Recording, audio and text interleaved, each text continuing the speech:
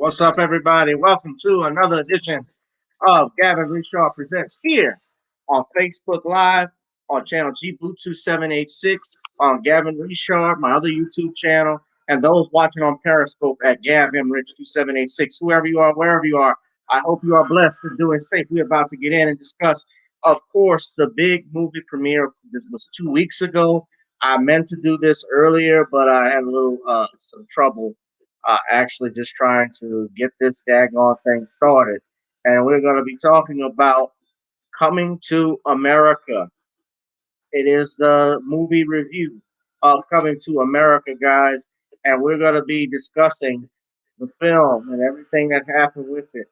Now, I'm sorry, it looks like my screen, I'm telling y'all, I'm having some computer trouble. I don't know what the hell it is, but yeah, let's see. I don't know why it's not showing up. It should.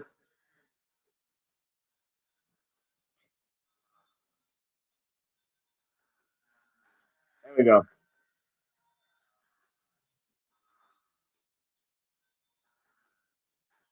Coming to America, the movie review. So I actually had a chance to watch this film. I saw it twice. A lot of the reviews have been mixed, and we're going to discuss that in a few minutes. I need y'all too to hit that thumbs up, like, share, and subscribe to this channel if you have not to any of the channels. I need you also to please, if you can, donate to the PayPal at gavin.grich1@gmail.com. That's my email. If you want to see new videos drop, and I do request, you can send me an email. And also, if you put a donation, you could drop one in the Cash App at Gavin Reshaw. That's why you see it on my monitor right here. Where's my? Okay, I got to show you right on the side right there where the mouse is. Gavin Reshaw Esquire. You guys can donate something, and we'll tune in. So we're gonna get started in a little bit. Y'all just sit tight as we talk about Coming to America too.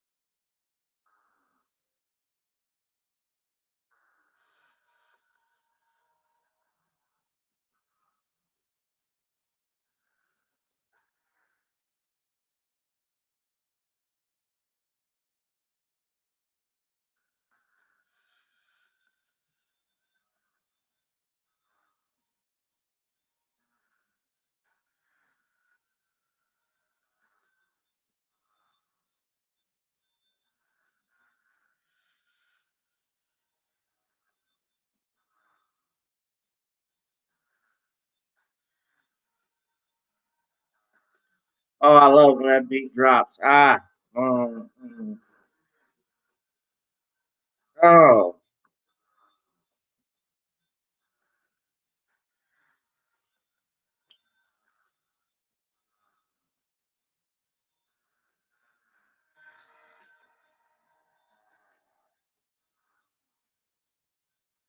many people had the face of Arsenio Hall when this movie debuted and the jokes that didn't go over. We're going to talk about that in a second. Y'all tune in.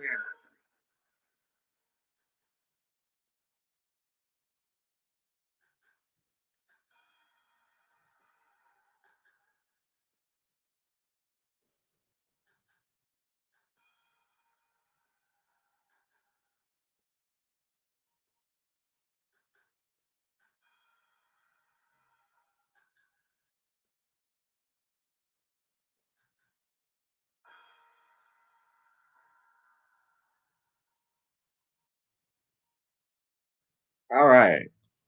So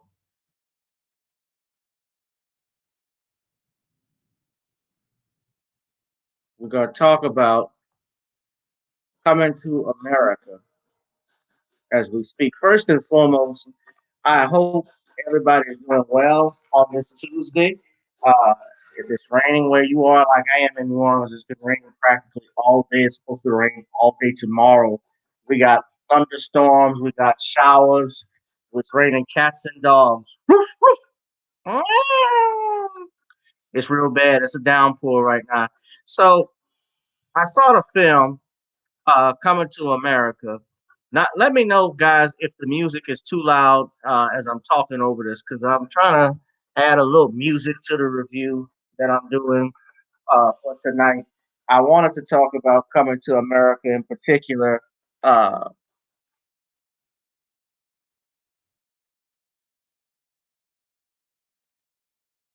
all right, let me know if y'all can hear me. I got my mics in.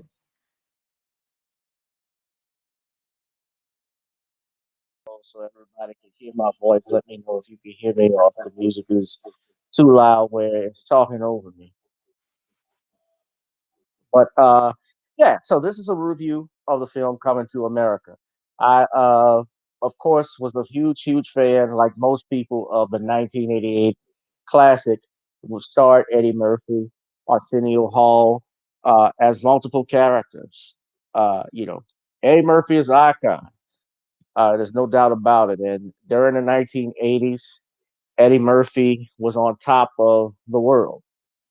You know, if Michael Jackson was a star of music, Eddie was a star in movies. He had Coming to America, but before that, he also had his debut film in 1982, Trading Places. He also had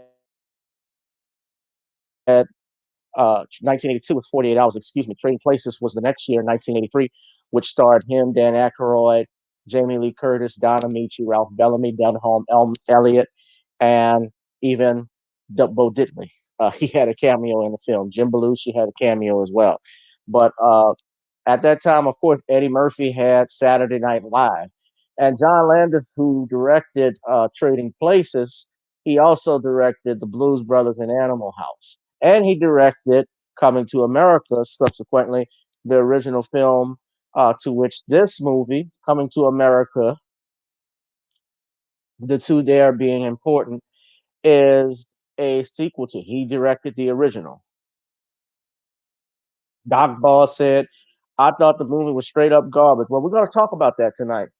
I thought there were some hidden things in that film. Now, I wanted to do the review earlier when this came out, and I actually was going to put it on the podcast that I have. You all should check out my podcast on Anchor. It's Gavin Reshaw Presents. I'm going to put that up for everybody in the chat right now.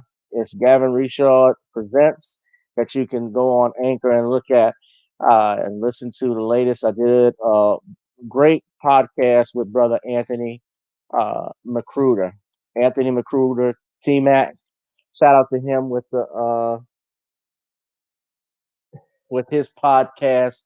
I believe it's called Intelligent Class Clown podcast on Anchor. The intelligent. Well, let me make sure I got it right. Yes, the intellectual class clown. So I had that wrong. Intellectual class clown. The intellectual class clown podcast on Anchor, and my Anchor podcast is Gavin Richard Presents. So you guys should check that out. It is in the comment section. Gavin Richard Presents. Now, I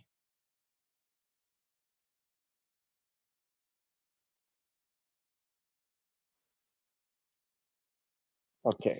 So yeah, so this movie, Coming to America, is the sequel, as I stated earlier, to the original 1988 classic. And coincidentally enough, on that classic, I talked about John Landis. Now, John Landis had a pretty good career in the 1980s with a string of films, starting with in the 1970s Kentucky Fried Movie. He had Animal House. Subsequently to that, he did The Blues Brothers and An American Werewolf in London. He also directed Michael Jackson's Thriller, which is the greatest music video, arguably of all time, arguably the greatest music video of all time. And coincidentally enough, uh, he did Trading Places that same year earlier with Eddie Murphy. And you can tell, and this is my thing when I look at the Coming to America film, the jokes that were in. Let me see if I could pull something up for y'all right quick. Okay, I want to share. I want to share the screen with y'all for a second because I want to actually show you one of my first problems with the film that I had. And the first problem that I had with this film was that the film number one uh, was, I'm trying to pull it up. The original Coming to America film was rated R. And this is at the height of everything Eddie Murphy had going, like Beverly Hills Cop. He had, of course, The Golden Child. A lot of people don't like that. My sweet brother Noopsy. I love that film. But Coming to America, of course, the original was uh, rated R. And now when you look at this Coming to America, I'm see if I could pull it up. It's rated PG 13. Actually, I don't know why it's not playing why it's not showing the ratings on the screen here. It's rated PG 13. So that's the first issue I had with it. Now, why did I have an issue with it being rated PG 13 versus rated R? Well, again, in the 80s, Eddie Murphy was allowed to be raw. That was the comedy special that he did, 1987, Raw. And it's still on Netflix. It's on TV. Comes on all the time. It's a classic special. Of course, Delirious was even classic. And speaking of which, they have been going after Eddie Murphy, which leads to my first thing about it. I noticed that Eddie was not as racy as he was in the previous films. Now, he was not allowed to be racy in this. Most of the racy jokes went to all the females. And since Eddie has started his comeback, he's been doing his quote unquote comeback uh, on, doing movies like Dolomite is My Name and Raw. I'm sorry, Dolomite is My Name and Coming to America. He also did a Sound film of Metal called. is nominated for 6 Academy I Awards. don't want to play that. I'm not trying to play the film. I was just trying to see if I could show. Ah, crap. I hate when this happens. Not trying to play the film, guys. What's up, butterflies?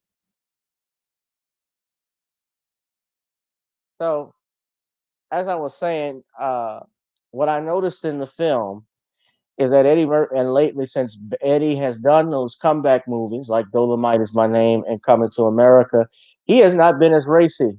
I noticed that they have been coming at Eddie too over the jokes that he's made. Because if you remember Eddie Murphy of the 1980s, Eddie was talk about everything and anything, and just about everything slipped out of his mouth. Eddie was allowed to curse. Eddie wasn't, he would say, his in the film Delirious, I think it was listed as having the most derivatives of the term uh, fuck, excuse my French, and shit and so forth more than anything. He used it like 237 times. And that was an HBO comedy special. But also, he had a lot of jokes about gays. He used the word, I'm just quoting the word. I'm not calling anyone that, but he used the word faggot a lot in his films. I mean, he also said nigger. He also said MF and things of that nature. But nowadays, especially with the rise of cancel culture that we have, cancel culture has stated to go back against everybody. It's like what Bill Burr joked about on uh, his when he was on Saturday Night Live. I don't know if you remember a couple of months ago how they talked about getting rid of John Wayne. And it's like John Wayne is already dead, regardless of what racist stuff he said. God already took care of that, which I do understand.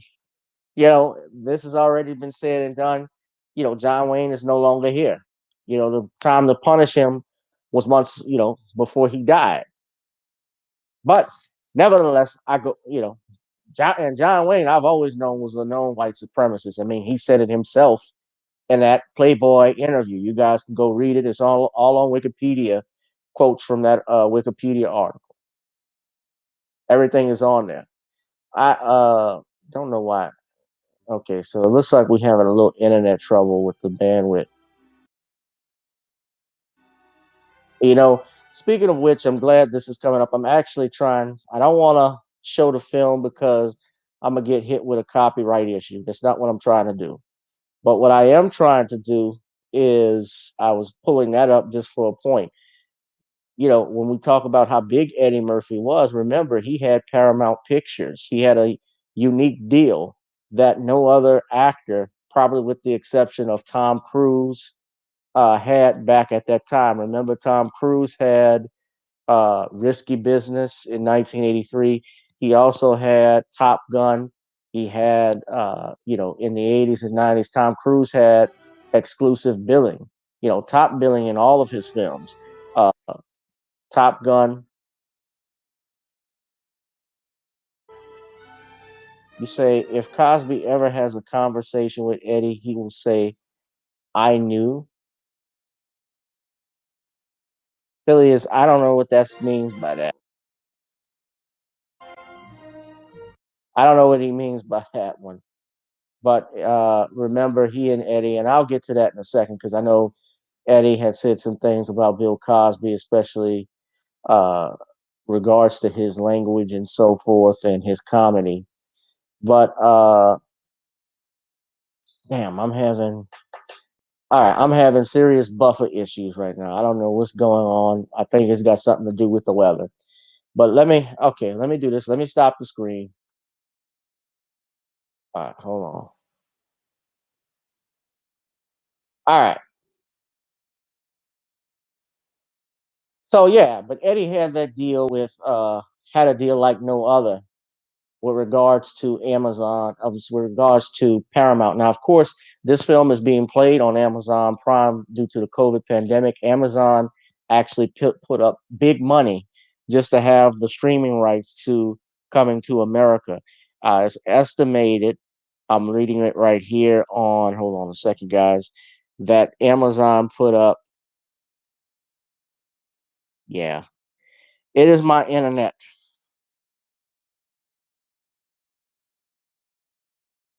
I don't know what the problem is. It's got to be my internet because I'm trying to pull up my stuff, man. I usually have my stuff right here, and it's just buff.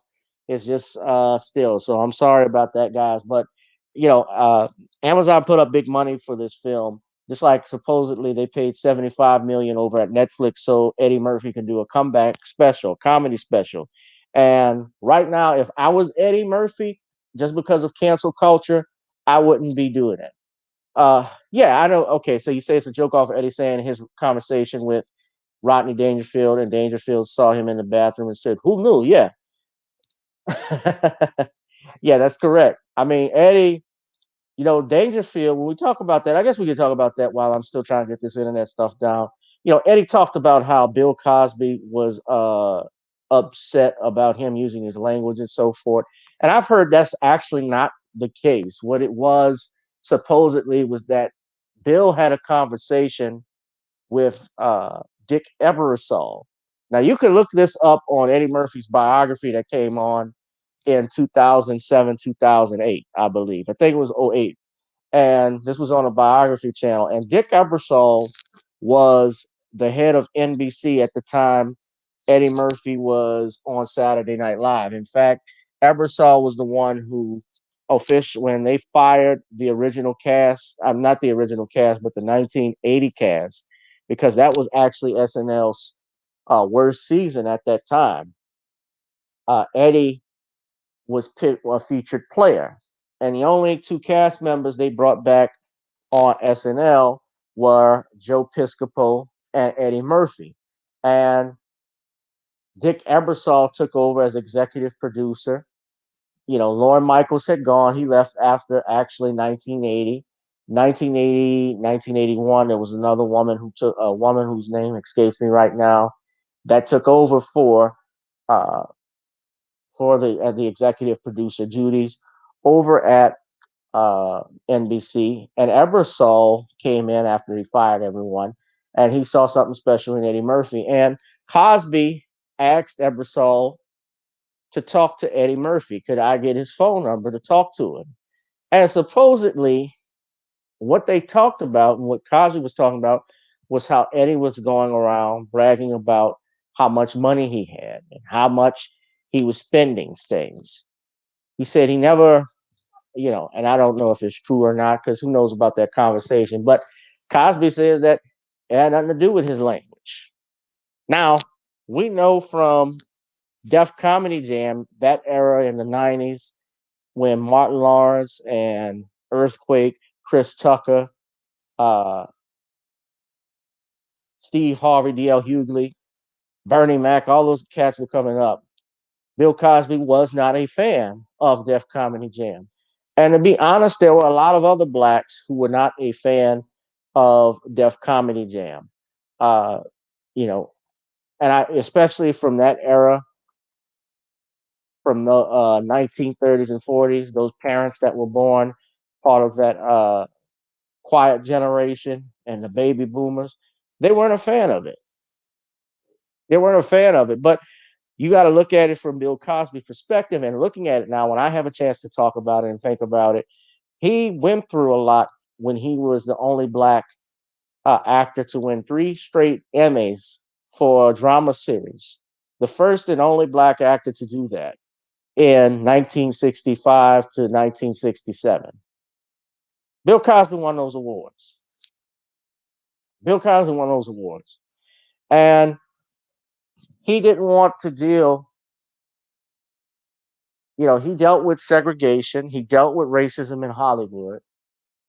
He helped create the only black male stuntman association, the Black Stuntmen's Association up in Los Angeles. He was instrumental in that because when he worked on I Spy, they did not have black stuntmen. They had white actors who would put on blackface and Afro wigs to look like your Bill Cosby. And Bill Cosby vehemently objected to that.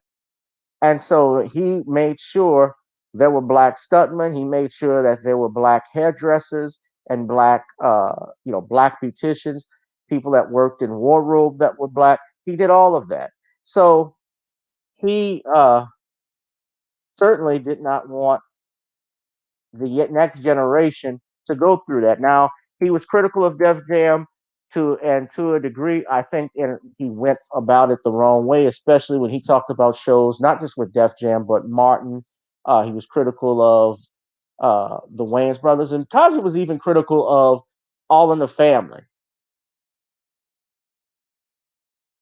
He was critical of All in the Family. Those of you that remember All in the Family, let's see if you all remember that by showing something in the chat. If you remember that show, or those that don't remember, that's an old school sitcom, even before my time.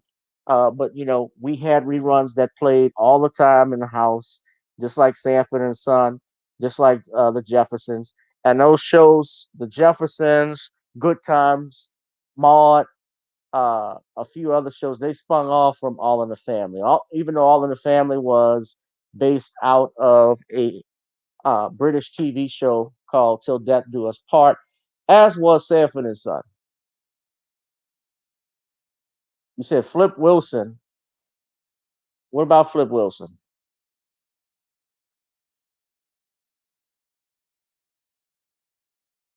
Yeah, Flip Wilson. I mean, Flip Wilson, of course. Yeah, I mean, Flip Wilson went through discrimination too. All black people back then, Richard Pryor, Dick Gregory, they all went there, but they broke barriers. Red Fox in particular too. Flip Wilson was the first black uh, television's first black TV star. Time Magazine actually called him that. Let me see. When he had the Flip Wilson show, and it was the first black sketch comedy show on primetime television before In Living Color and Chappelle's show. And In Living Color, man, that's my show. I remember that. Hold on, let me see if I can find that. Television first black superstar. Yeah, and Bill Cosby made appearances on that. Richard Pryor actually was a writer on the Flip Wilson show. Richard Pryor, George Carlin, they were actually yeah, he was actually a writer on that show. That was uh that was interesting. That was big at that time. Okay. So I don't know if I can get away with showing this, but yeah, let me show it. Yeah, Flip Wilson was the one who dressed up like Geraldine. Yeah. And when he died, and supposedly I've heard this, the reason why he stopped doing the show at that time was because of Geraldine. He got tired of doing it. But yeah, that's a Time magazine article. He was television's first black superstar. That's what Time magazine anointed him with. When you say a black comedian who wore a dress, take your pick. Butterflies.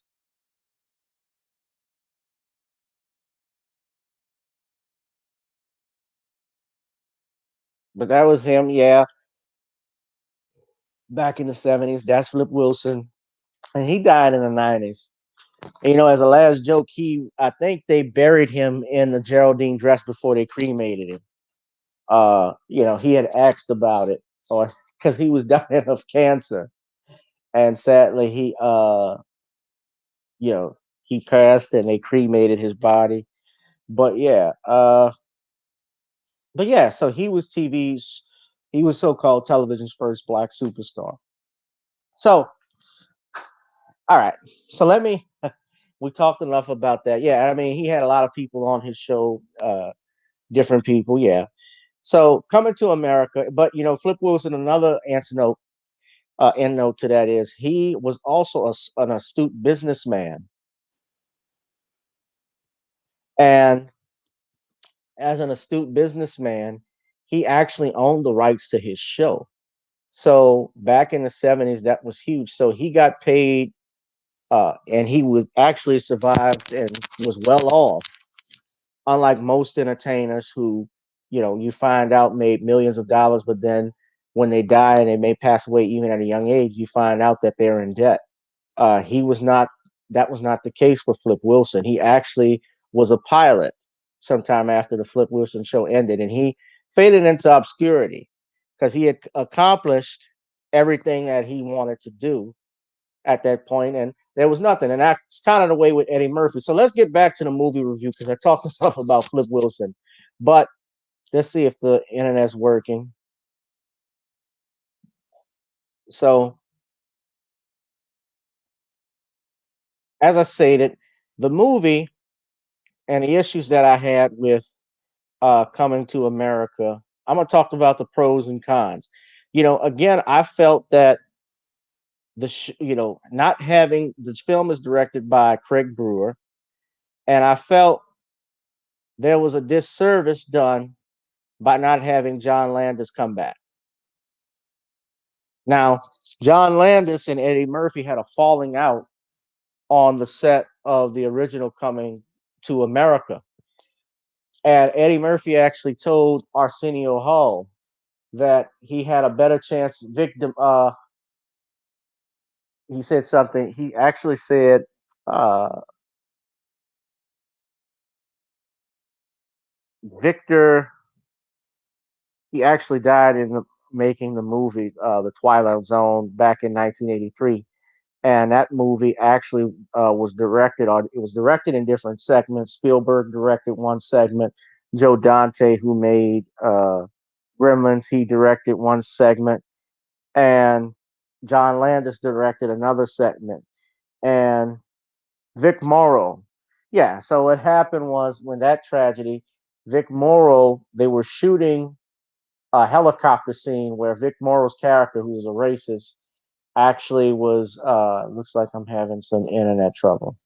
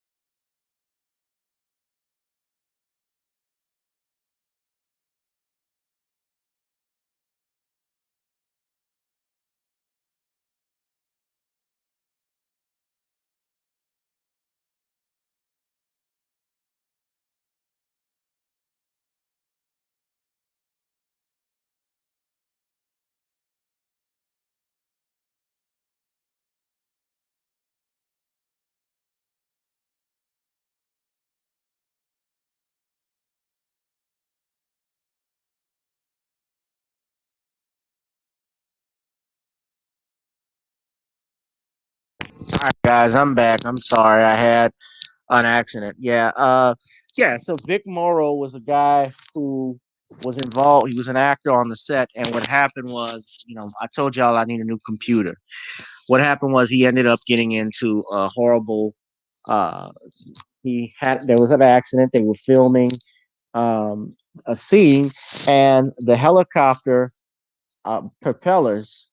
Actually, I guess there was a mistime with the explosion, and one of the you see, I changed the avatar. The copter either crashed on them, and one of them on both of them, and then one child was decapitated by the rotors from the helicopter. And John Landis got in trouble, at criminal trouble, because one of the problems he had was he had these children working past 9 o'clock. Now, under California law at that time, children weren't allowed to work a certain number of hours. And as a result of that, Landis got into a lot of trouble. Steven Spielberg, who was a friend of his at first, if you remember the Blues Brothers film at the end, Steven Spielberg played the cashier at the assessor's office. He made that cameo appearance as a favor to John Landis because John Landis has all types of cameos in his film. Frank Oz, who played Miss Piggy and Yoda, he actually makes cameos in his films all the time. He was the corrupt cop in Trading Places. He was in Blues Brothers, and he was in American Werewolf in London. He does all types of stuff for him. So he was in that, and he distanced himself, and he really had trouble back then. So finally, though, he still made a string of hits, and I noticed, they had that falling out. So Eddie told Arsenio Hall that Vic Morrow has a better chance of working with John Landis than I would. And something happened, I guess, on the set between Eddie and John Landis. But even what's interesting too is that John Landis had an issue. I think John Landis's wife, uh, Deborah Noonan, who's a costume designer. She actually designed Michael Jackson's Thriller outfit. She also designed the Indiana Jones outfit. She's done a lot of work. I think Eddie had an issue with her. Yeah, something happened on that set.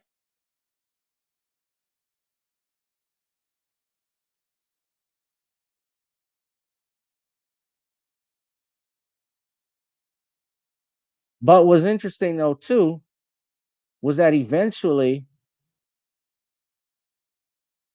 Eddie got back to work with Landis on Beverly Hills Cop 3.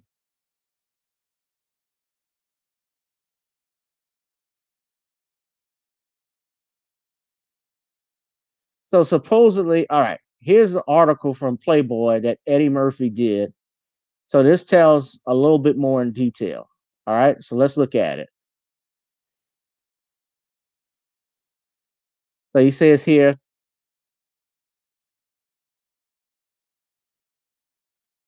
writer Nit Niti Ening tweeted a freewheeling 1990 Playboy interview by David Resson with Eddie Murphy. In the interview, Murphy talked about his time filming Coming to America with director John Landis, who he compelled Paramount to hire, even though Landis had gone to court for a deadly helicopter crash on the set of his 1982 film Twilight Zone, the movie. The crash killed Vic Morrow, actors Mika Ding Lee and Renee Shin Chen. Both child actors were also hired in violation of California's child labor laws. Landis and four others, including the pilot and the special effects coordinator, were acquitted of involuntary manslaughter, but the accident led to new safety standards for using helicopters during filming. When asked by Playboy why he gave the directorial job to Landis instead of directing Coming to America himself, Murphy said, I wanted to help out Landis. I figured I'd give this guy a shot because his career was blank. But he wound up blanking me. But it just says, but Murphy continued. Landis became a horror on set to Murphy. As it turned out, John always resented that I hadn't gone to his Twilight Zone trial. I never knew that. I thought we were cool, but we had been harboring it. He had been harboring it for a year. Every now and then he would make little remarks like, you didn't help me out. You didn't realize how close I was going to jail. I never paid any mind. I don't want to say who was guilty or innocent, Murphy continued regarding Landis' trial, but if you're directing a movie and two kids get their heads chopped off at blank 12 o'clock at night when there ain't supposed to be kids working and you said action, then you have some sort of responsibility. So my principals wouldn't let me go down there and sit in court. That's just the way I am. Murphy said, but here's where it gets when we're talking about the film. He said Murphy tried to bully him on set by telling Murphy's co-star, Shari Headley, that he was only trying to have a get to know you dinner with the cast to try to sleep with her. So he was trying to Me Too Eddie even before Me Too. He also accosted two of Murphy's writers on set. Those writers, of course, they wrote this Coming to America film. They wrote the original Coming to America. I talked about them before. David, they don't mention their names, but David Sheffield and Barry. Y'all help me out with this, guys. This internet sucks. Computer sucks.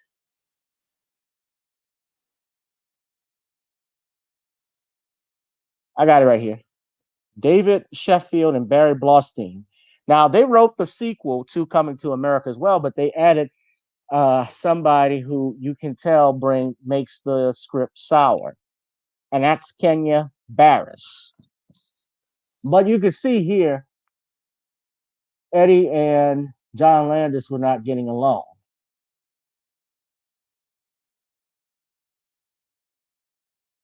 And Murphy states that when they were writing a TV show for him, which Alan watching that he was producing, they were at our location in New York and Landis was asking him, "Why are you guys here?" They said, "We're working on something for Eddie." And he said, "The production's not picking it up." And they said, "No, we're working through Eddie's company.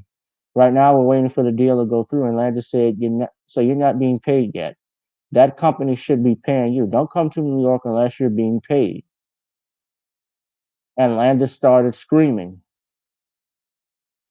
"Don't be afraid to ask Eddie Murphy for his money." He continued, "You go up and ask for your effing money."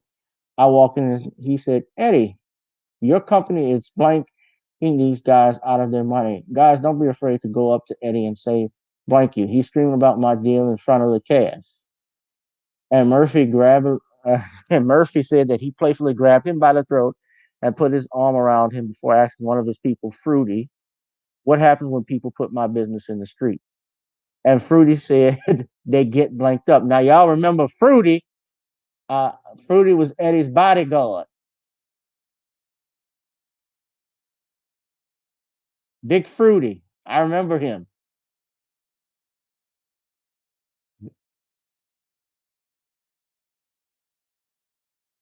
Yeah.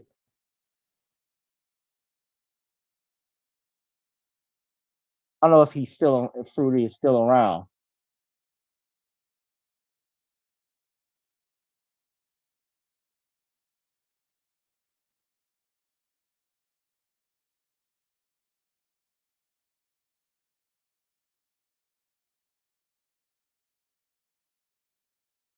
I wonder whatever happened to Fruity.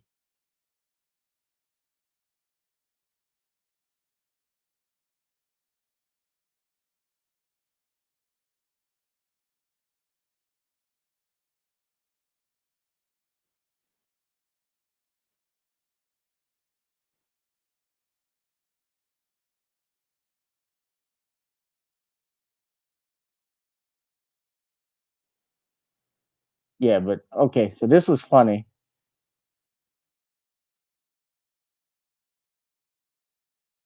And he said Landis reached down and grabbed, oh, it gets bad. He grabbed Murphy's genitals like he thought it was a joke, and I cut his window off. He said he fell down, his face turned red, his eyes watered up, and he ran off set. The story continues later when Landis came to Murphy's trailer after the incident to make, as Murphy put it, this big speech. And supposedly told him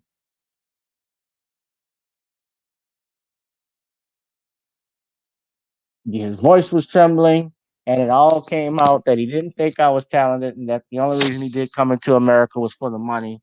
He didn't respect me since I had gone to his trial and all this stuff. Now, okay, wow.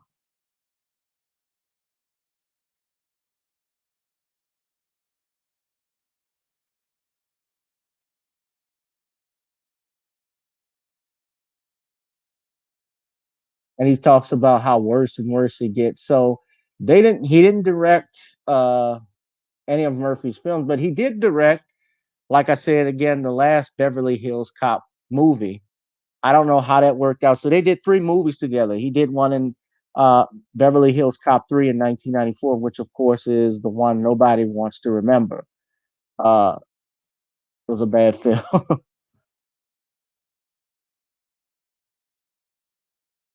It was a bad film, but Eddie Murphy produced it, and it still made 119 million dollars, 119.2 million dollars worldwide.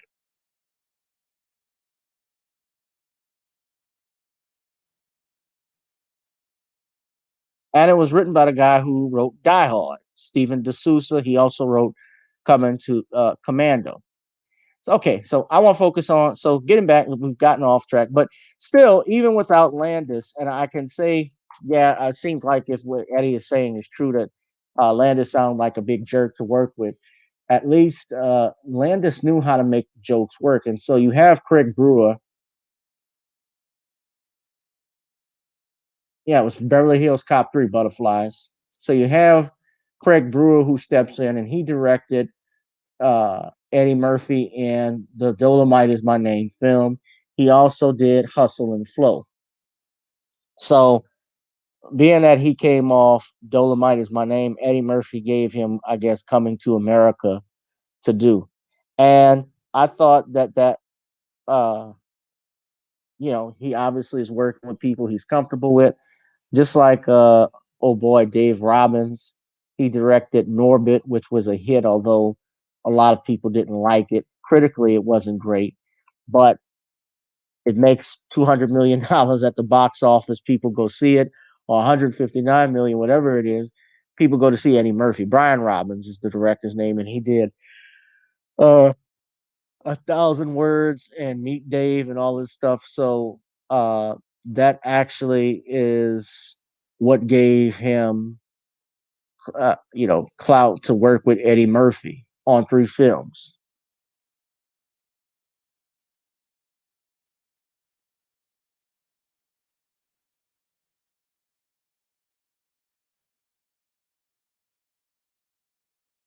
This same dude, Brian Robbins, he did Varsity Blues. I didn't know that. One and two, Beverly Hills Cop one obviously was the best. Two was not bad. Three, three had its moments, but it wasn't great. It had its moments. There was some stuff I liked about it, but it wasn't great. But let's do this. Is Coming to America. I talked a little bit too much about Landis. So Brewer comes in. He directs this film, uh, which has, they brought back part of the original cast, which is something I like. John Amos, who played Lisa's father, the dad from Good Times, he comes back, as well as James Earl Jones, who comes. But James Earl Jones was so sickly, given his advanced age, that he's only in the film for at least 5 to 7 minutes of the film. All right. At least 5 to 7 minutes of the film, he's in it. He's not in the film for a very long time. And even James Earl Jones, he couldn't fly on set. Now, the film, as most of you people have watched it, it goes back 32 years to the original Coming to America. Hakeem is married to Lisa, who is returning. Shari Headley, who she returned. She was actually uh, Play's wife from Kid and Play at one point. A lot of people may not know that, but she was married to Play. And Arsenio is back. Uh, they brought Arsenio back. They brought Garcia Buevos back, Fancy, because she was the chief flower bearer in the film. They bring back quite a few people. Paul Bates, who played Oha, who sings, "She's your queen to be, a vision of perfection." It's not bad, huh? To quench your royal fire, completely free from infection. They bring all these people back, and in the film we learn. So they bring practically the whole cast back. Now, Madge Sinclair, who played Hakeem's mother in the original, she unfortunately passed away, so she's not back. Um, but mostly everyone returns, even your favorite characters. So let me start by saying this too. I was happy, and I know a lot of people like to do this symbolism stuff. Yes, I thought it was beautiful to see uh, all of those people back. It brought back some memories, and I think people saw the film for were looking for gave it a nostalgia thing to see Eddie Murphy back and those characters that they played, because you know Eddie Murphy and Arsenio play multiple characters, and your characters return like Clarence and Sweets, played by Clint Smith. Clint Smith is Eddie Murphy's oldest friend in real life. Uh, of course, you got Reverend Brown, and at the end, uh, Randy Watson even comes back.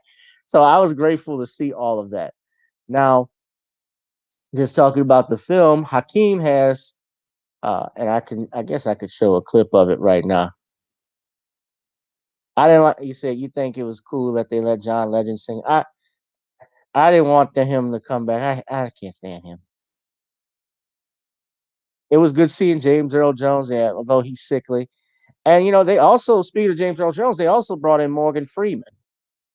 I thought that was cool to have Morgan Freeman in the film, because you got God and Darth Vader in the same film. God and Mufasa are in the same film. The three top voice actors in history are in the same film. So yeah, I guess if you're a nerd, you freak out seeing that. And I'll just show you this still from the movie. You know, these three and all of the girls, you know, Hakeem has three daughters. Those are the three daughters. Mika, who's the oldest, she's in the back. I'm trying not to get a copyright claim, but Mika, Oma, and Tadishi. They are Hakeem's only children with Lisa. And the palace, this is actually a real palace. Let me see if I can back up a little bit. What you're seeing in this clip, I'm not trying to play the film, but I'm just trying to play the and I don't own the rights to this film, movie, or anything. It's just being played for educational purposes. But you know, they shot this down in Atlanta. So that palace actually is Rick Ross's palace. That's Rick Ross's mansion. I thought that was cool. Rick Ross, that was Evander Holyfield's old mansion. I don't know about the you know, that area of land. That's a part of that's like outside of Atlanta. I said three, I thought I said two. Yeah, that's Rick Ross's mansion. Rick Ross has a cameo in the film later on. I'm gonna show y'all. But the main point of the story is that Hakeem has to find, learns somehow or another that he has a son. Louis Anderson, they brought him back. And of course, Louis Anderson, he was at Maurice in the film. Interesting enough, uh, they did not want an all black cast with Coming to America, so they had to add Louis Anderson, a white man, in the film. They were told that by Paramount, and Eddie Murphy and Arsenio even talked about that. So even though Eddie Murphy was powerful and he had all of this clout, he was not even allowed to have a cast of who he wanted. So he just obviously because they like Louis Anderson and were friends with him, they decided to let him be in the film, and he was. But Eddie Murphy finds out that he has a son, and he learns this from the witch doctor, played by Arsenio, that he has a son, and he finds out from a scene from back in the day, uh, a scene from back in the day when they were looking for a bride for Eddie. Okay, hold on.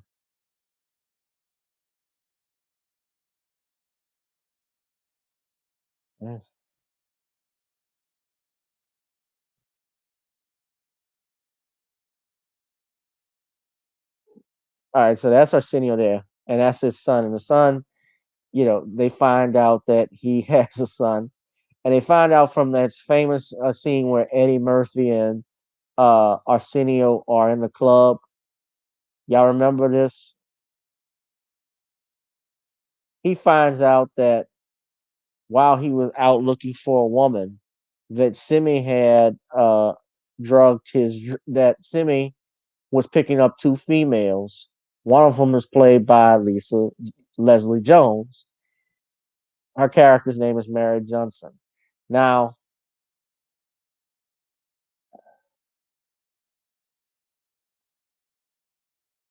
I thought so. I looked at the film.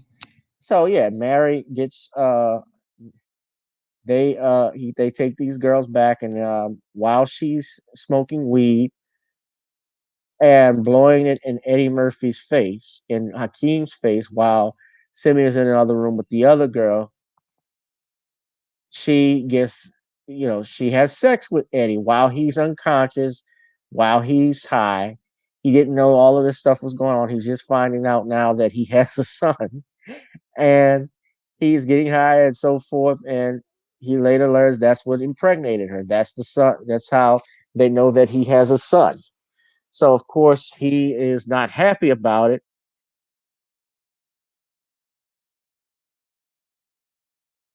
and they end up uh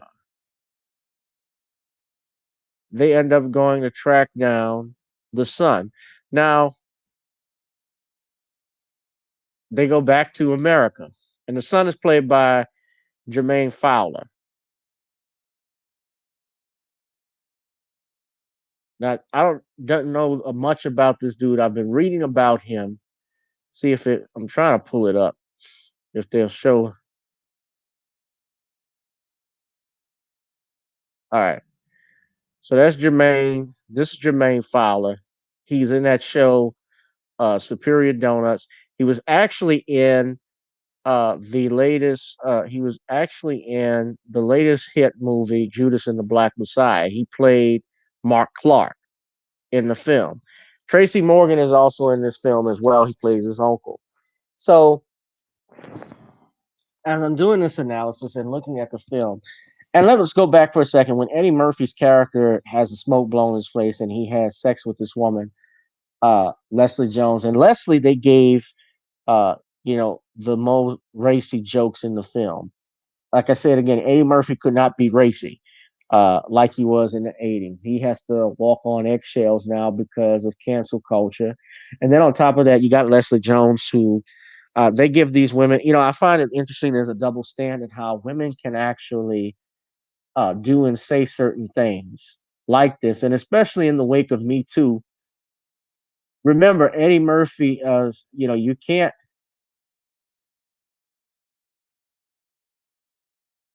Eddie Murphy,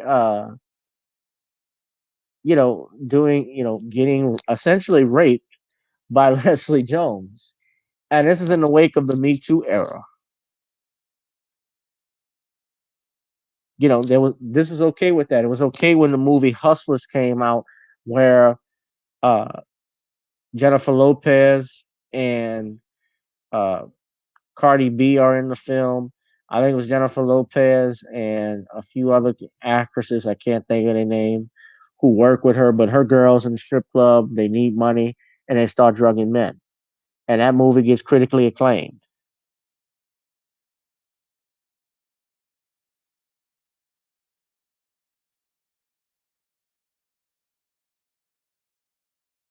they tell him, it gets critically acclaimed. And I noticed a lot of women were not complaining about this film. They were not complaining about this movie.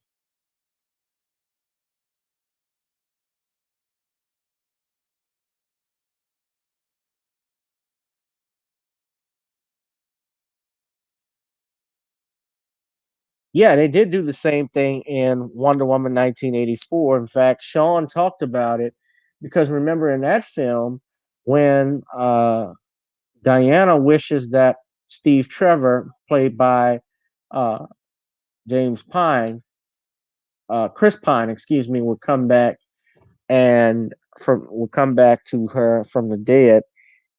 His soul inhabits the body of another young man that she knows is not uh, his actual body, but yet she proceeds to sleep with him and have sex with him the next day. And yet there was no outrage from Me Too. There was no outrage from Time's Up.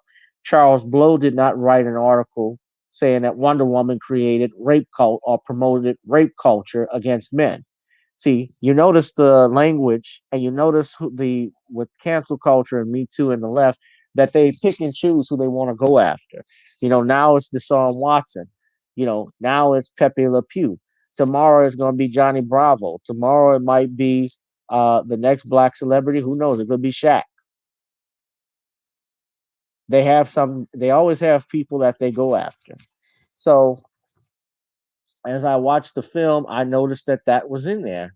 And I thought it was real interesting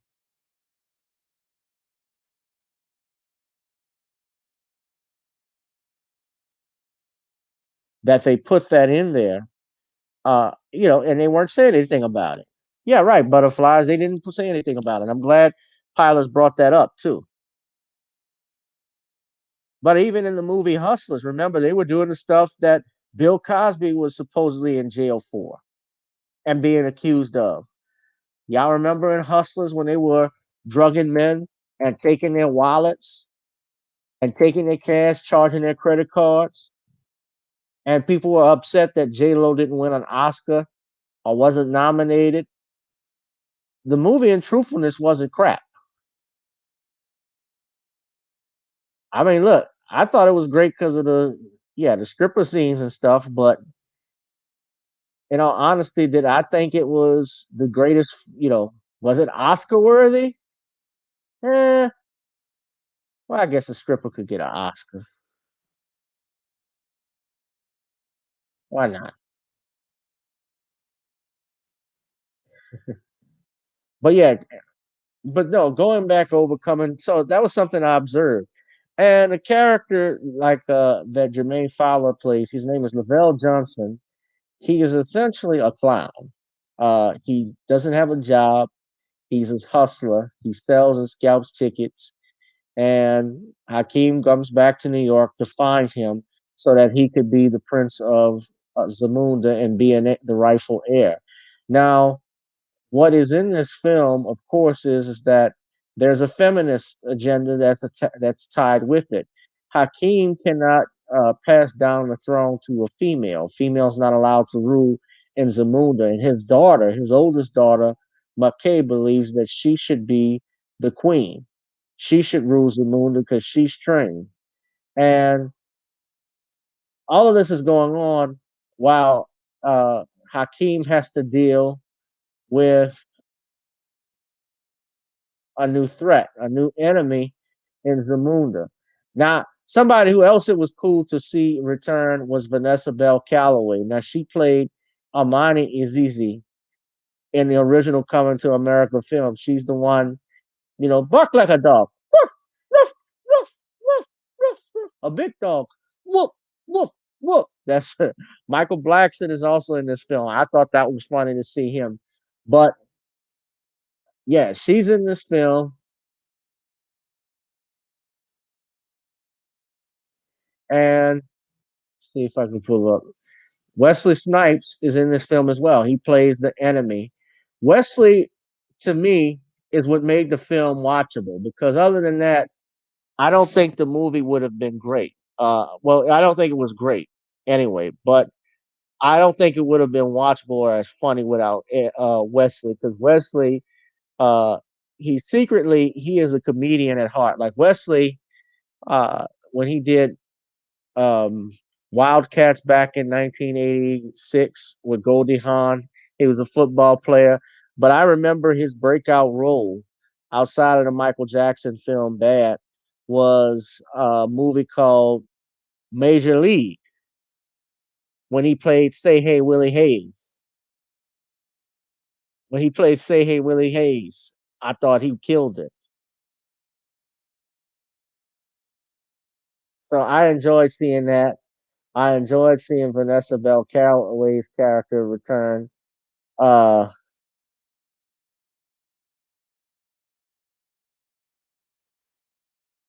she returned, yeah, still hopping on one leg. She's cursed. I thought that was interesting that they did that, and you know, I thought it was funny. Now he goes back to so he's got to find his male heir to take over Zamunda in order to inherit the throne, pass it on to a male heir. And biggest issue I had with the film too is that it had a lot of feminist touch with it because the daughters essentially do not respect their father's position. And she feels threatened.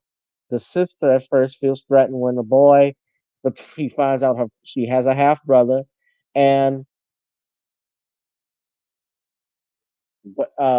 brings him back to from America to Zamunda, and she's like, "Who is this stranger and outsider that he should rule Zamunda?" And he was a buffoon. He was a bit of a buffoon. Now, it's comedy and so forth, but yeah, he was a clown.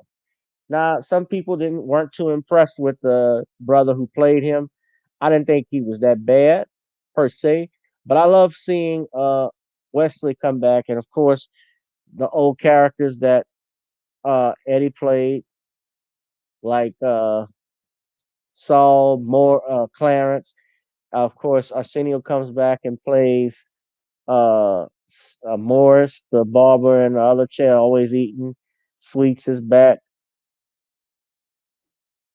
and I had I don't know if you saw in that still I have some brothers from St. Aug. One of my brothers from St. Aug. Shout out to Joe Singletary. He actually was one of the troops in Zamunda in Next Doria's army. I don't know if you could see him or if I saw him. I thought I did. But he actually was in the film as a background character. So special shout out to him. I think that's him there, if I'm not mistaken. But special shout out to him. And I thought that was cool, of course, that he was a part of it. But that feminist thing really, again, and I know I'm going all over the place with it.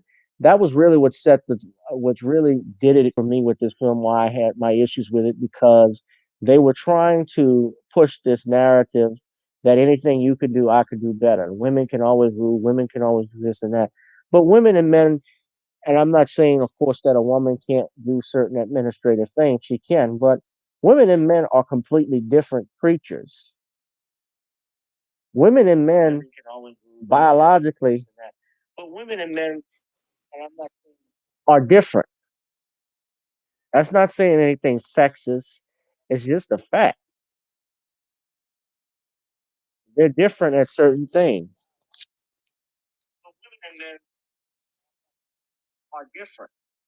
They're different at certain things.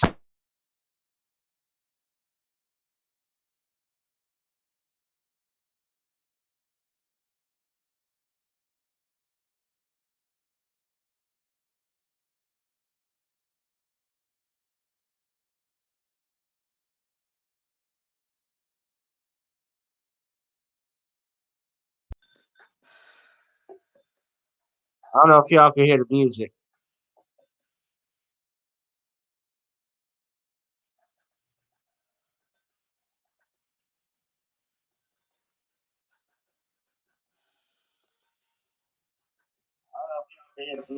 All right, sorry about that. So all the stuff that's going on. So they're different at certain things. So I just didn't think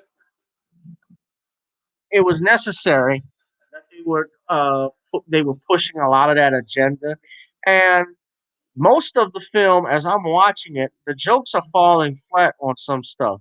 Some things were good. I thought Leslie Jones, she was okay. She was funny. Tracy Morgan, Tracy always plays the same character. I mean, I honestly, outside of Hustle Man on Martin, I didn't think I've never really cared for Tracy Morgan. I think that he gets invited a lot to different stuff. He actually gets hold on, I'll fix that. I think that Tracy Morgan, just like with Keenan Thompson and all those blacks that go on SNL, with the exception of Eddie Murphy, they stay there for too long. And, I think people put them on there because they are, Negroes like that. They make white folks feel good. And I'm not knocking Tracy because I don't know him personally. He actually seems like a nice dude. And I was upset what happened with him with regards to his accent. I like some things that like I said, I thought was a great character that he played on Martin. But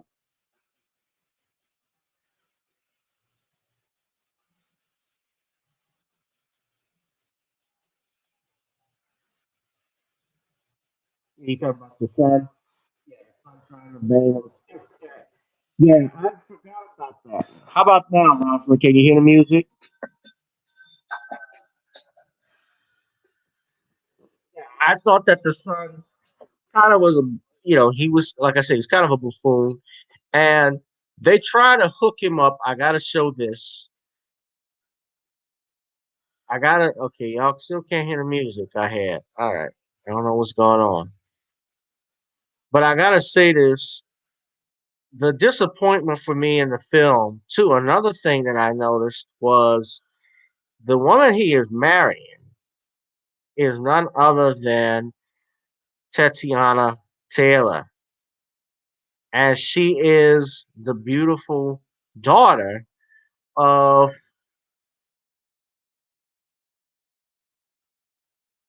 General Azizi. Let me see if I can I'm going to pull a picture of her up.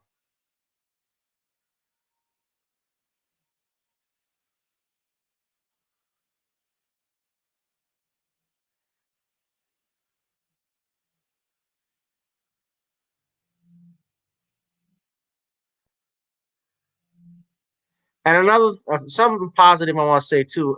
That's Wesley Snipes. I love the costume designs and so forth. That was designed by Ruth Carter. She's obviously the sister who did Black Panther. Uh, she did a lot of movies, even before that, including for Spike Lee. She did Malcolm X. Uh, she did Mo Better Blues. She's done quite a few films, and of course, she won an Oscar for Black Panther. That's Tatiana Taylor. And I mean, my God, she is gorgeous. Actually keeps she actually keeps in shape with her body. I mean, she's a gorgeous woman.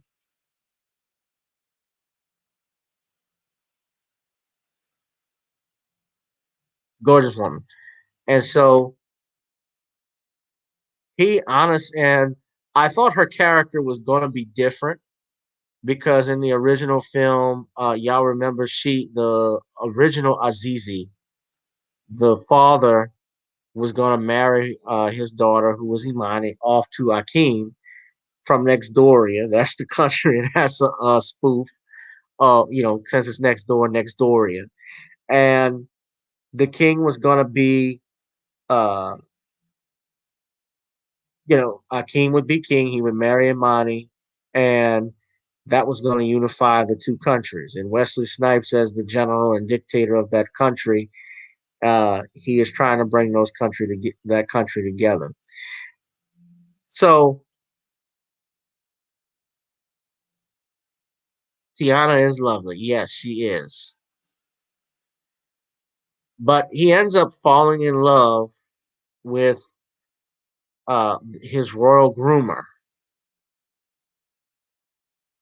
And of course, you can see in this picture when you look below, that's the daughter. She is not happy with the arrangement. Uh, she's not happy, obviously, with Akeem, uh, with Akeem pampering Lavelle Johnson's character, uh, Jermaine Fowler's character, and he falls in love with with his barber right here, the royal groomer,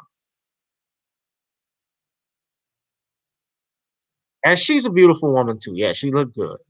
And interesting about her, Nomzamo Umbata. This is her first film. She flew. I thought it was her first film, but she flew all the way from her home country to go to this audition.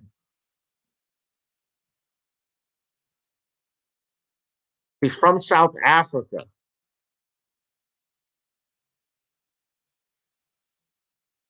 She's a businesswoman. She's a TV personality and a human rights activist. And she flew. She's of Zulu ethnicity, and she resides now in LA. But she flew all the way out there to do the Coming to America film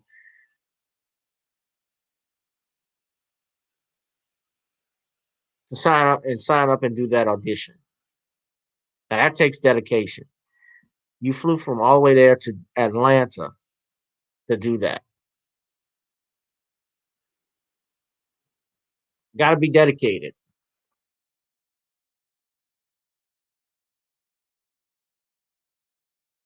We flew from Abu Dhabi, I said, to LA at a moment's notice to audition for Coming to America, and she got it.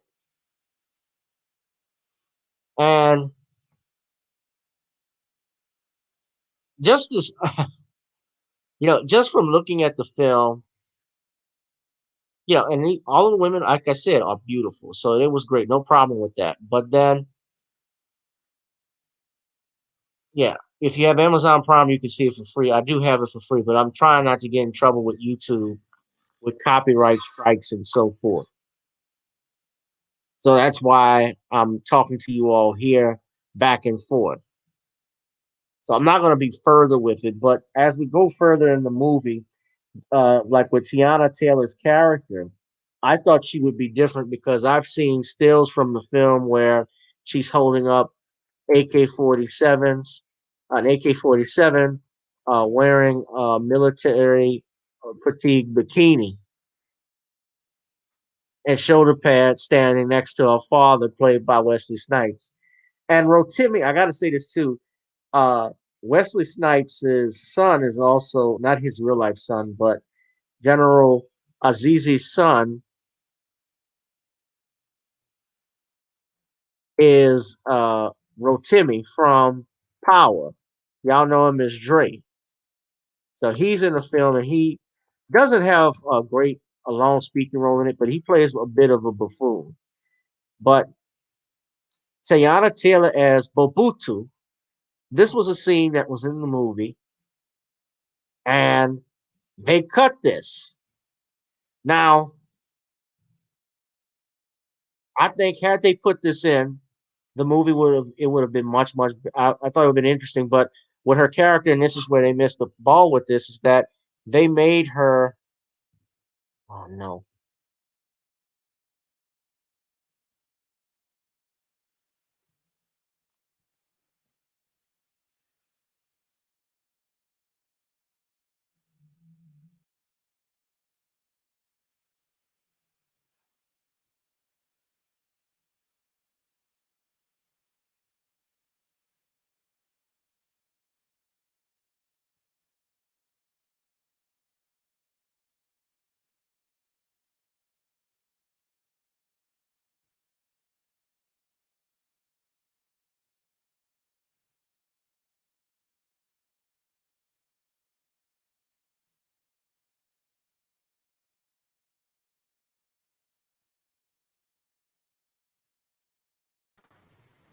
All right, can y'all hear me? Y'all hear me?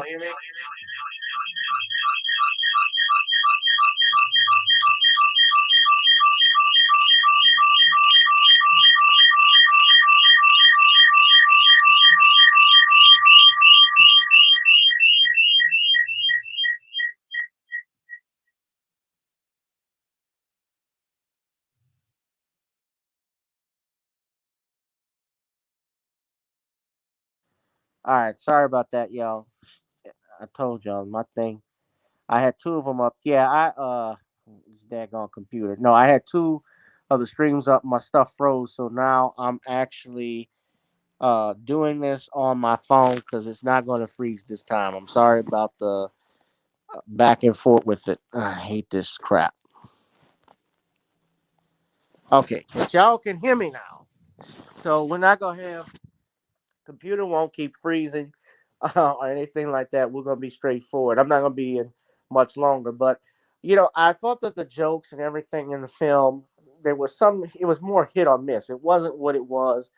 Again from 1988. And if you were thinking you were going to see Coming to America, and you would be seeing a film from the 80s, the same style and platform, well, you were wrong. Uh, Overall, like I said, with the writing, the Kenya Barris adding him in it. Remember, Kenya Barris has created Blackish. He's created uh, Blackish, Mixedish, Grownish, all of those ishish shows that are on ABC and Black as F. And he also wrote Shaft from 2018 or 2019. Yeah, from 2019, which stars Samuel L. Jackson and uh, Jesse T. Usher, as well as Richard Roundtree. And in that film, unfortunately, with Shaft, he made the Shaft character into a movie, into a comedy, as the writer of that. And I felt that it falls way off and flat when you have that and you bring someone extra in. And you notice he usually makes these characters, and I'm pretty sure when writing the screenplay with uh, Eddie Murphy's two writers, David Sheffield and Barry Slaustein, that he was the one that added that feminist component with regards to Coming to America. Now, some of you, someone said, "What's up, Derek Bailey? Shout out, salute to you. What's up, Rosalind? Again, talking and grubbing. I see you." A lot of people, somebody said they liked talking. You said you liked Shaft. I thought that Shaft was funny, but John Shaft, the character, I guess from the 1970s and even the Samuel Jackson character, it wasn't a comedy.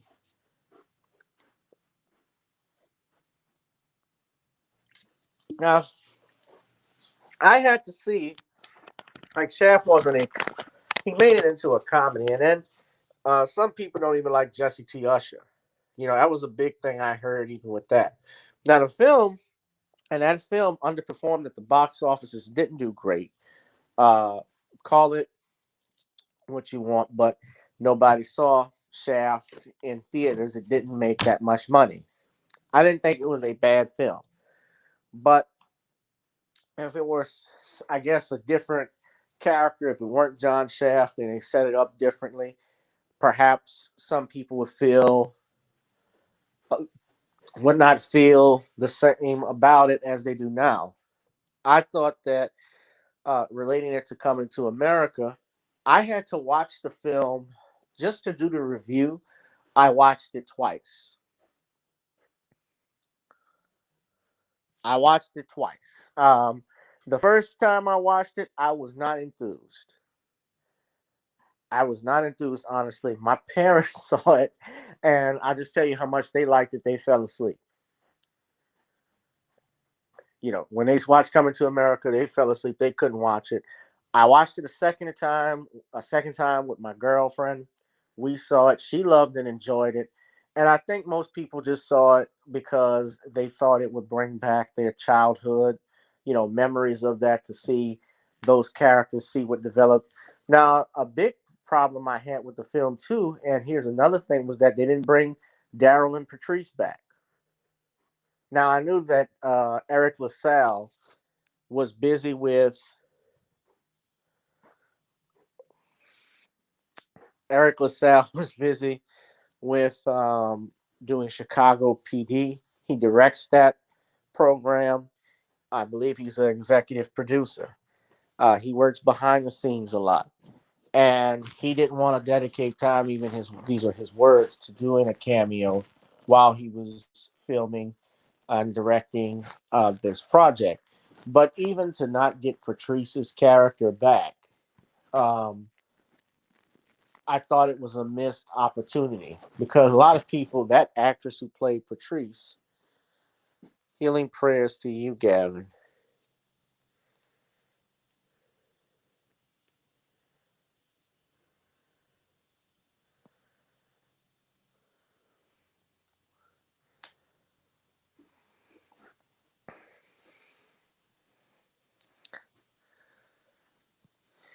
I don't know what y'all saying, my condolences, but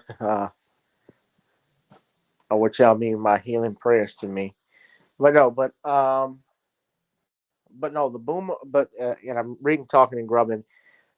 You said that the Hudlin brothers said that Boomerang was the worst script they read, worst script they ever read. And Eddie and the cast saved it with their improvising skills. You said improving. I guess you mean improvising. Yeah, I read that too. The film, that was actually one of the, I think, Eddie Murphy's best films, because even when you look at that film, you had a complete ensemble. When we talk about blacks in television and film, you saw black professionals. You saw black males from a different perspective. You had the alpha male, who was Marcus. You had the played by Eddie Murphy. You had Martin Lawrence's character, who was Omega, and then you had Daryl, who was played by David Allen Greer. He was kind of beta, the beta male. I didn't think Shaft was like with Shaft. I didn't think it was bad. I watched it and I laughed at it, but the movie, it didn't do well. And yeah, Boomerang. Yeah, Boomerang. You also had the black females like Halle Berry and even Layla Rashawn when she was hot. You had uh, Robin Givens. She was the alpha female. And Halle Berry morphed into, she went from being the shy, wide-eyed girl to, at the end, she was a complete alpha female that was in love with Eddie Murphy. You had Grace Jones, yet you had Eartha Kitt, you had John Witherspoon, you had B.B. Drake. John Witherspoon, to me, made that film. Now, Marcus, I heard some woman at the office got you pussy. Why don't you do the reverse? Whip that pussy. Bang, bang, bang, bang. Rest in peace, Pops. Right? But that was a classic.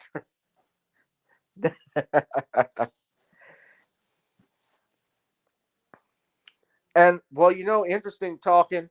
Those writers who wrote that are also the writers from this movie, Coming to America. They wrote Coming to America with Eddie Murphy. Now, I'm bringing all this up too. Even with Coming to America, a lot of people don't know this, but back in the 80s, Eddie Murphy got sued, as well as Paramount Pictures, by a guy named Art Buchwald. He was a humorist, and he actually wrote what would be Coming to America. Just like Alex Haley wrote, got sued for Roots because a guy by the name of Harold Colander wrote a book called The African. And Roots borrowed many elements from that. And Alex Haley got sued in federal court, and you can go look at the documents.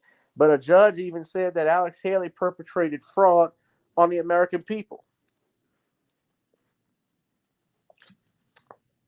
Boomerang had a banging soundtrack.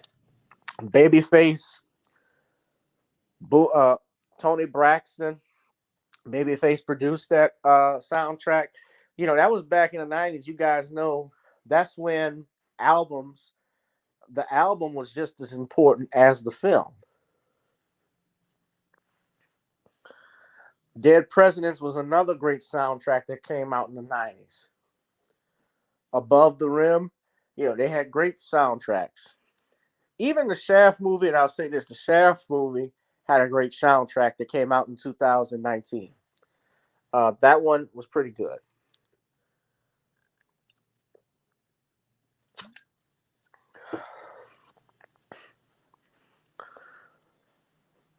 That put LaFace on the map. Well, remember, the biggest hit at that time in the 90s that Motown had was The End of the Road, Boyz II Men's biggest hit. End of the Road that Babyface, Daryl Simmons, and L.A. Reid wrote that.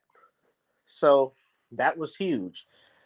So yeah, that was all big. But yeah, the writers for Coming to America were also writers on Boomerang. They were Eddie Murphy's writers the from his SNL days.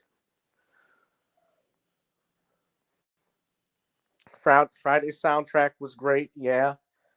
Uh, a bunch of soundtracks I can think of in the 90s. What about Woo soundtrack?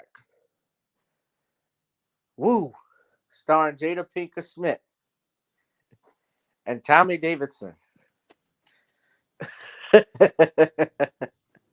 Not a great film.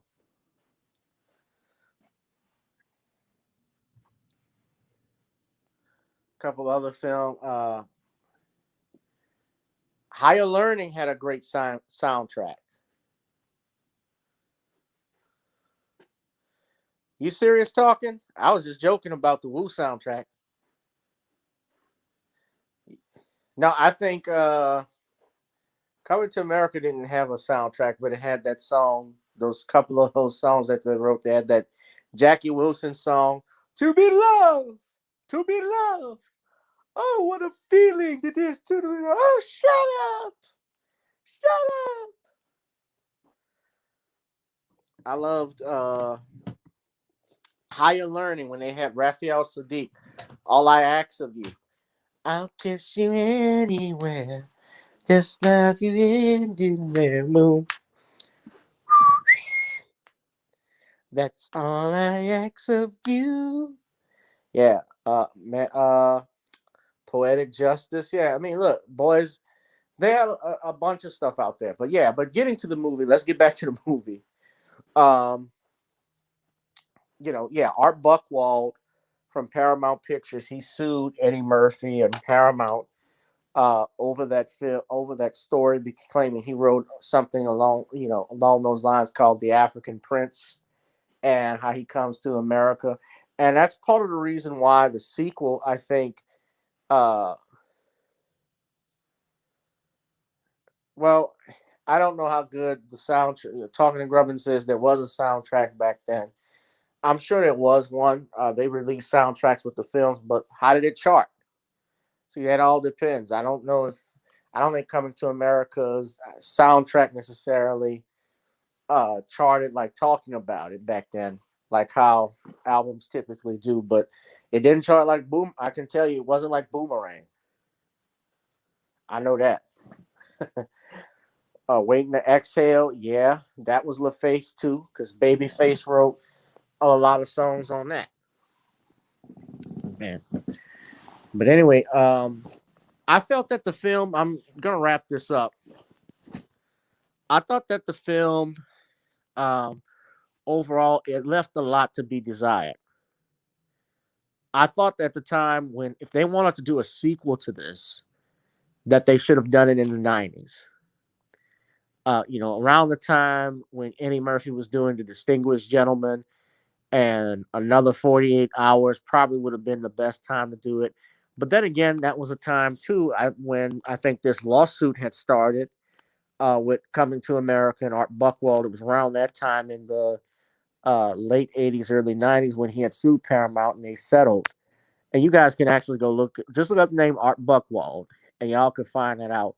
And I think that's what had it in development hell. And Eddie Murphy, probably in his company, they stayed away from it. They didn't want to get sued again and have to deal with paying, more money. Paramount didn't want to deal with it, but that was still around the time Eddie Murphy had that deal with Paramount Pictures. And the last film he did exclusively for Paramount with his production company was Vampire in Brooklyn, which is a classic.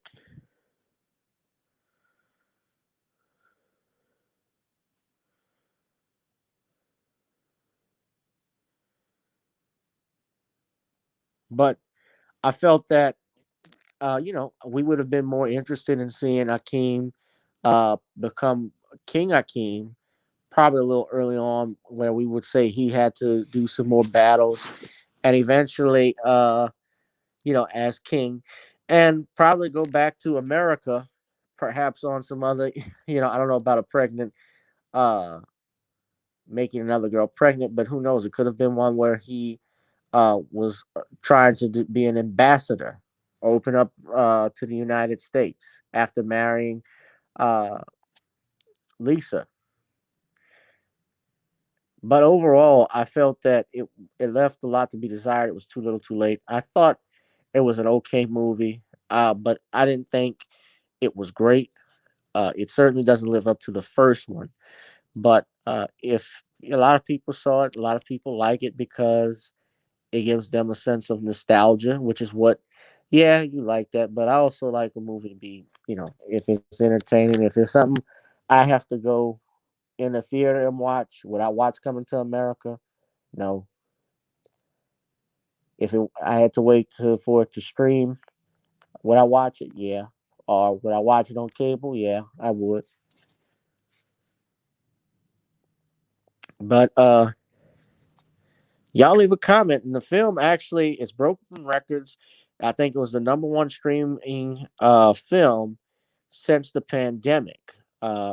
The number one streaming video since the COVID-19 pandemic started, while people have been home since we're still in the time of the pandemic. People have watched it.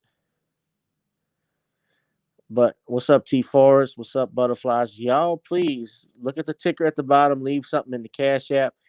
But y'all let me know what y'all think. I got a lot of people in the chat. We got people from all over watching. I appreciate you all. Um, Hit up the like, smash up the like, share this video to let me know what you think. Sorry about the technical difficulties. We're going to have to get that squared away. I'm looking to replace all of that. I am going to be doing some more videos eventually. It's just been this has been the main reason why I don't do a lot of videos that just drop by anymore. I just do straight live because I can communicate with you guys, right from my phone immediately when I want to do something. I don't have to wait. But you guys be safe, be blessed. Please donate something, drop something in the Cash App. If y'all would like for me to do any more videos or live stream, please donate something to the Cash App. Put or send an email to me about some videos that you would like to see. Pilot Storm said that was because people were looking forward to it. I think its rating should be based on purchases. That's a very good point, Pilots. That's a very good point. Ricky asks, what are my thoughts on what's happening to Watson? Well, I had already did a live stream, Ricky, if you saw last Thursday, where I talked about the Watson situation. I thought that he got railroaded. I also have PayPal. Yes, you can see it. It's the same email, but it's easy to drop something in the Cash App if you could. But anyway, if you guys too. Rosalind said she thought it was stupid that the rape scene was in Coming to America. Well, again, is they're doing this because, and I'm gonna say this before I get off, they're doing this because they can get away with it. I think that if they weren't this world of cancel culture, for instance, Eddie Murphy could not get away with doing that. Eddie Murphy could not do a Coming to America. Could not do a Coming to America where he's making fun of touching and groping a woman. Remember when they had the Royal Bathers back in the '80s film, and Arsenio and Eddie would be happy when the women would clean them. Well, they were in the film technically, but they weren't naked. The only one that was naked was what happened when Leslie Jones's character was getting cleansed by the male who was obviously doing something with her cooch. He was cleaning the royal cooch and underwater. Eddie Murphy couldn't do that.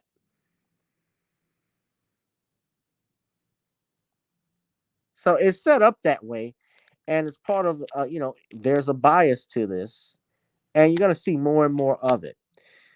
But I gotta do a live stream. I'm trying to get one tomorrow because something this week because we got to go into on. I don't know if y'all saw what happened with Bit Roland Martin show, Swollen Martin, where he was attacking that young brother King Randall. I actually spoke to Brother Randall today. Shout out to Valerie Denise Jones of the Judge Joe Brown show. Shout out to Judge Joe Brown. They had King Randall come on. You guys need to check out that show. I believe they have a Patreon where they play that. But we talked about it, and I certainly didn't like what he tried to do, bullying that young man over his that kid over his saying that he's not interested in voting because he didn't worship the Democratic Party like Roland. Roland is nothing but a bootleg.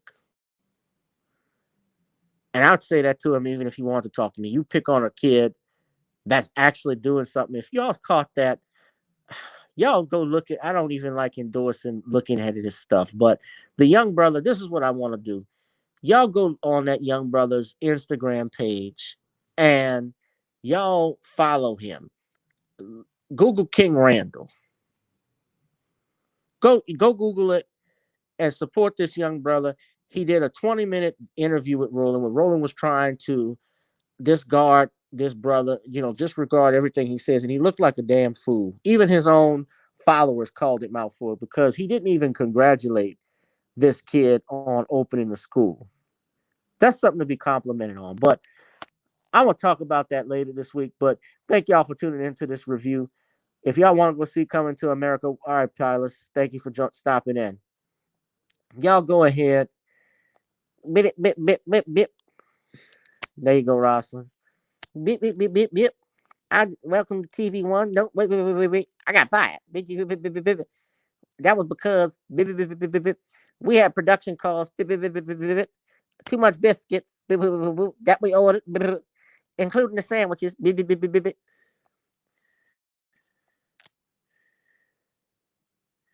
Yeah, that's his IG. Y'all can go Google the brother too. And just support his school. I'm gonna actually show his school right here.